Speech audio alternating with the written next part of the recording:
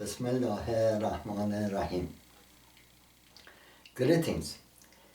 In the previous few lectures, we discussed about least common multiple and greatest common divisors of two natural numbers by means of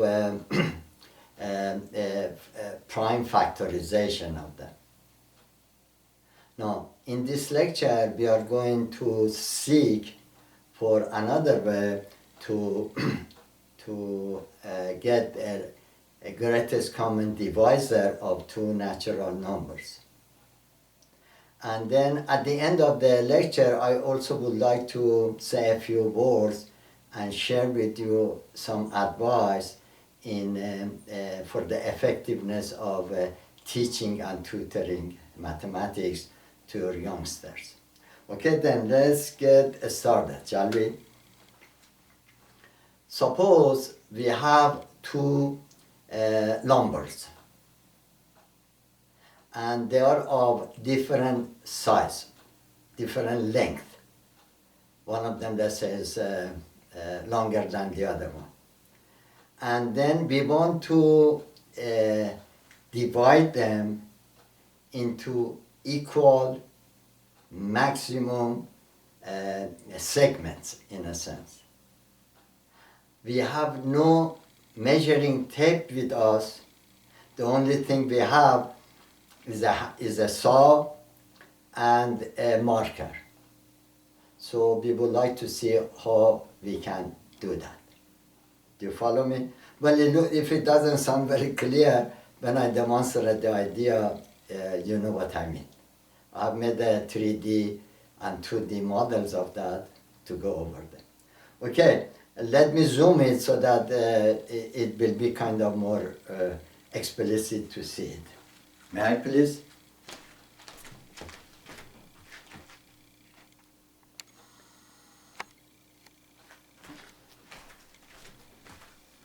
Now, my two numbers are this and this. See, one of them is longer than the other one.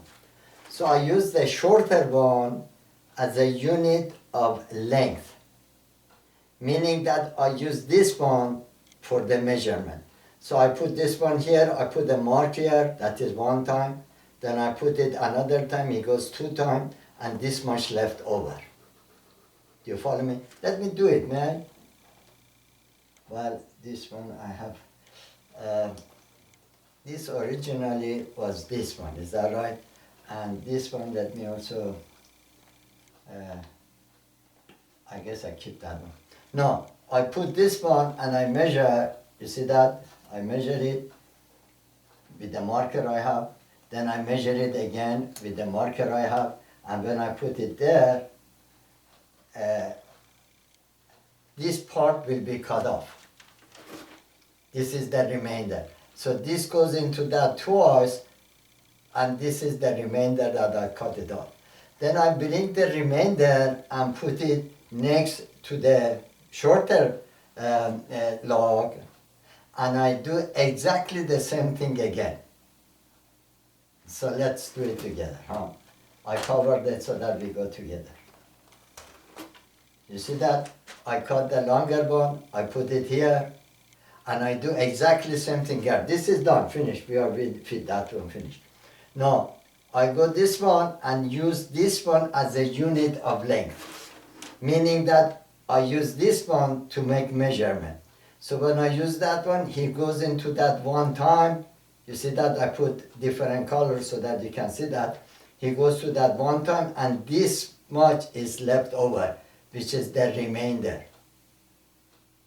Do you follow me so far? So if I cut this one off, well, if I cut this one off, this will go to that this much. You see, I put a mark, and only this much, and that the rest of them is what is the remainder when I cut. So I cut this one off. I cut it off, and then I do exactly the same thing again. The one that I cut off, I bring it here. This is the cut off. I bring it here, and and do exactly the same thing again. Now when I put this one on this, he goes into that exactly twice in this case. You can see it, huh? It goes exactly twice, nothing left over. There is no remainder. When I reach that one, this is the longest size, the longest segment that divides this and this in equal pieces. So this will divide this one how many times? As a matter of fact, this divides this one 2 times, this divides this one 3 times, and this divides this one 3 and 3 6, and how many this one is, and 2 is 8 times. When you add all together, will be the number of pieces that this will make.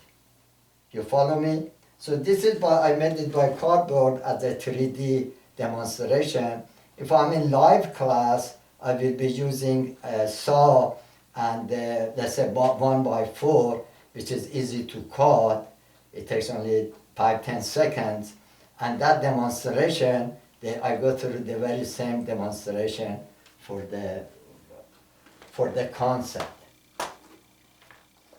So now let me go, because I'm presenting these lectures for developmental mathematics level, and the repetition is very important for them, because it's for the developmental mathematics, the repetition is very helpful. So I'm doing the same thing again, but this time pictorially. Exactly the same idea. So let's do it together one more time, and then let's see what I mean. Again, I have 2 numbers. You see that? They are of different size. One of them is longer than the other one. I use the shorter as a unit length, and I put here, I measured it, I put a mark of that, and this red part that you see, that is remainder. That is left over. I cut that one off and put it next to the next to this one, next to the shorter length. So let me see, I have done it, and here it is. I put it next to that. Now this becomes my unit measurement.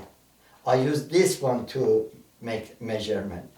I put it here, and it goes into that one time, and this is left over. This is the remainder. So I cut the remainder off and put it next to that.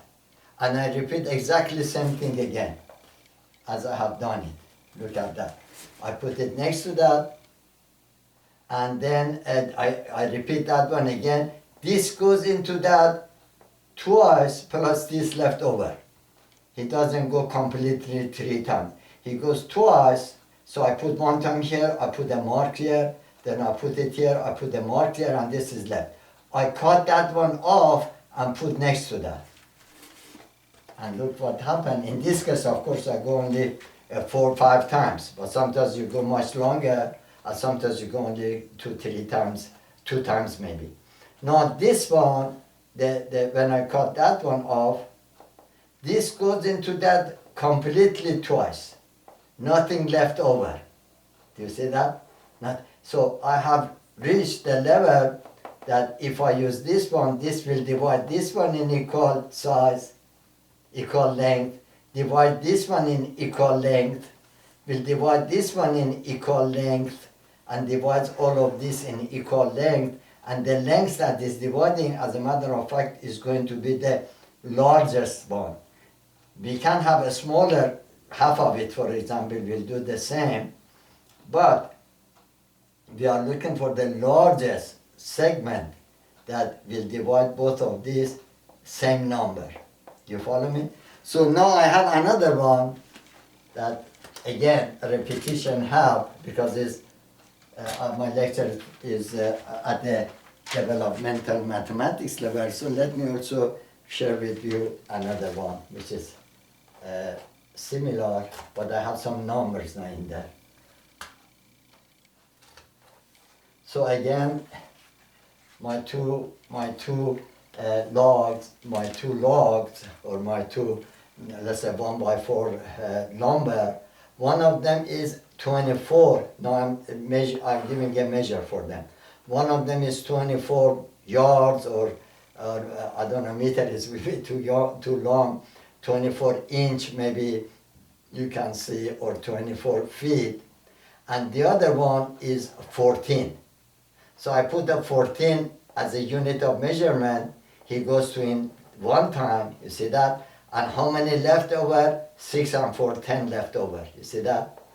10 left over. So I cut this 10 that is left over off.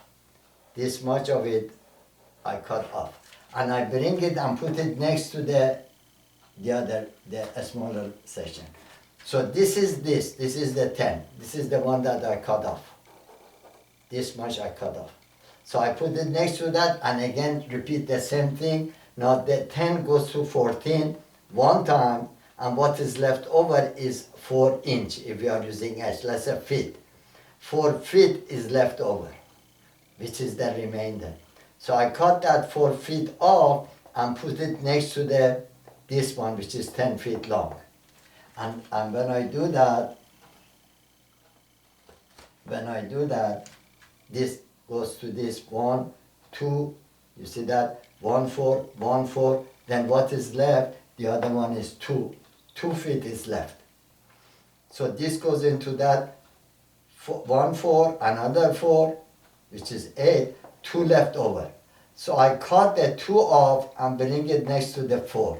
As you can notice that when I put 2 next to the 4, the 2 divides this 4 in equal length.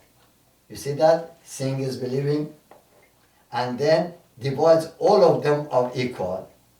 It divides this one twice. It divides all of them. Is how many? 2 and 2 is 4. And this one is another 2 is what? Is 6. So you can count how many pieces you can cut that one without using any measuring tape. Now I have put this one in also, let me see, let me cover it and go over that numerically, by numerical. Okay, let me put this one on second. Now 24 was the longer number and 14 was the shorter one. So 24 equals to 1 times 14 plus 10 remainder left over. Then goes 14 and 10. You see that? 14 is 110, then 4 left over. 4 is the remainder. Then goes 10 and 4. 10 is 2, 4, which is 8, 2 left over. You see that? Then 2 is same as, then 4 and 2 we go. 4 and 2 is 4 is 2 times 2 plus 0 remainder. So it looks like 2 will be the greatest common divisor of 24 and 14. Of course we can have other divisors, like for example 1. 1 divides this one 24 times, 1 divides this one 14 times, but the larger than 2 and 1 is 2, so we call it greatest common divisor. Now, let me go and further expand that one and go to the algebra for that. And you can see that algebra is really nothing into that. Once you have grabbed the idea numerically, the algebra is going to generalize that for the justification, for further justification, so that you can use it for every similar kind, not just this one. So let me go for that one, if I may. For the correspond that one to the algebra. So again, this is the same. Now, before I use 14, 24 and 14, here I have 24 and 9. So 9 goes to 24 how many times? Twice, and 6 left over. Is that right? 9 goes to 24 twice, 6 left over. So I bring 6 next to the 9, and 6 goes to 9 1 times, 3 left over.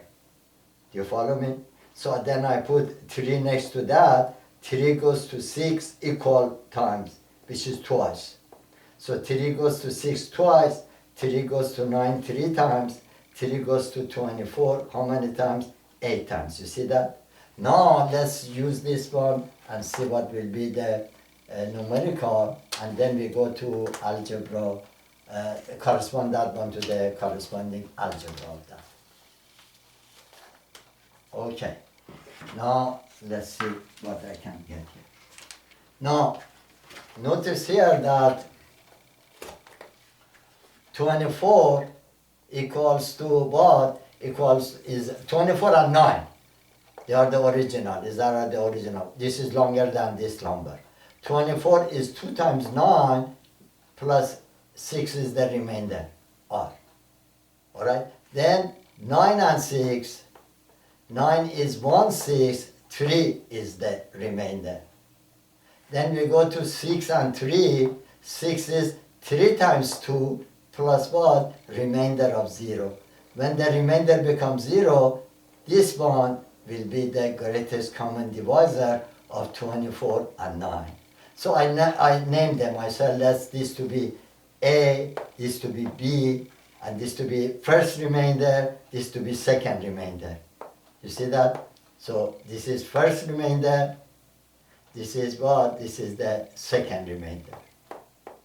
Okay, now let's go and see how we can generalize this one.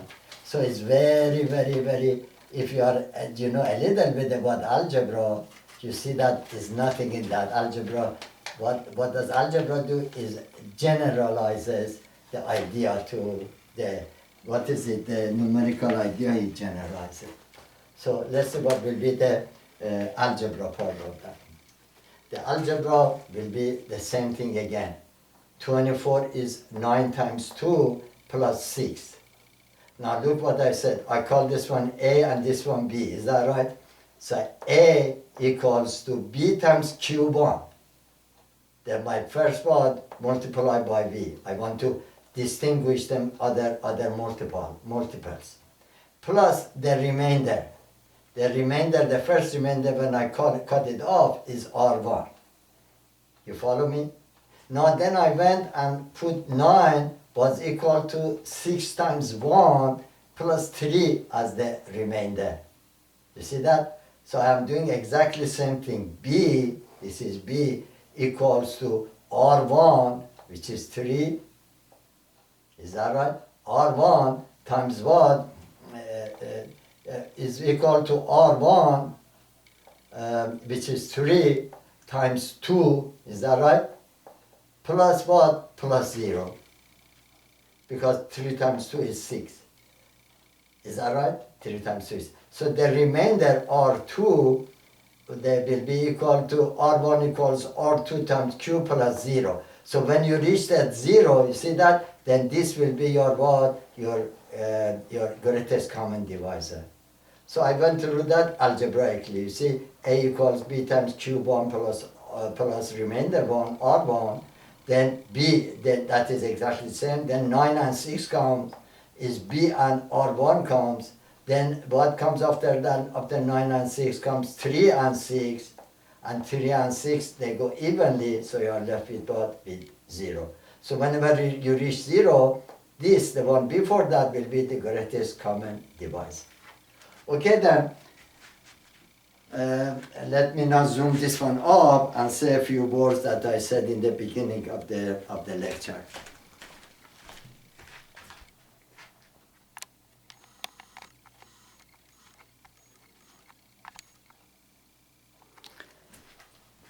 Now, my advice to especially parents and the grade school and early high school teachers is that to avoid cookbook style of giving and following recipe, teaching that way.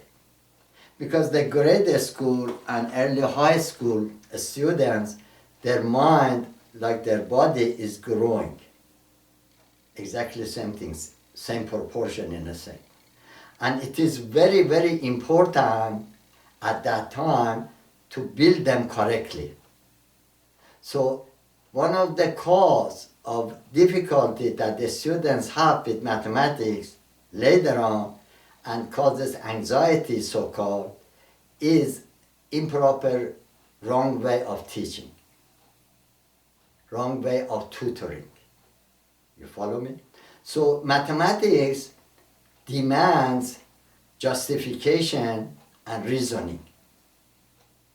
And if you can, especially for grade school, 3D demonstration, pictorial demonstration, they all help to get the concept, then go to numerical method, which is a little bit more abstract, to relate to them so that they can comprehend the idea thoroughly, and you are doing great favor to your younger children.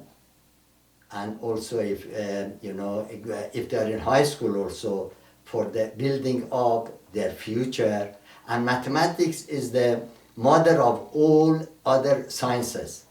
If it is taught correctly and if it is learned correctly, he's teaching how to succeed in other branches of other branches in science. You name it: biology, zoology, botany, geology, any other one.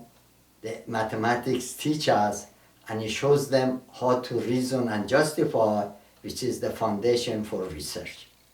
You are also doing a great favor to your country. I'm United States, so if you are in United States, you are the most patriotic in reality, doing and building the future of America with the mind Einstein and Newton and Gauss kind of product to give to America that they need. And if you are outside the United States, is in general, my lectures are universal. I'm doing for the general public in general and for my own fellow American in particular.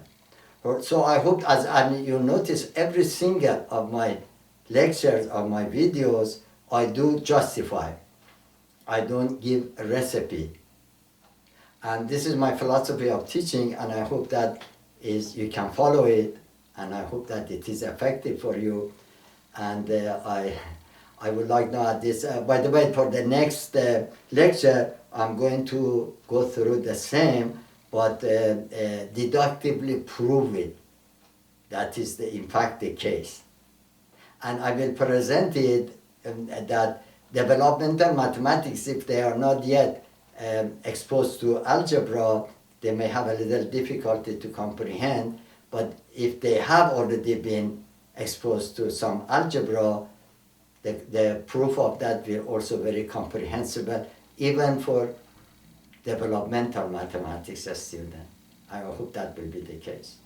Okay then, as always, I wish you prosperity and good health, and please stay and remain safe. So long.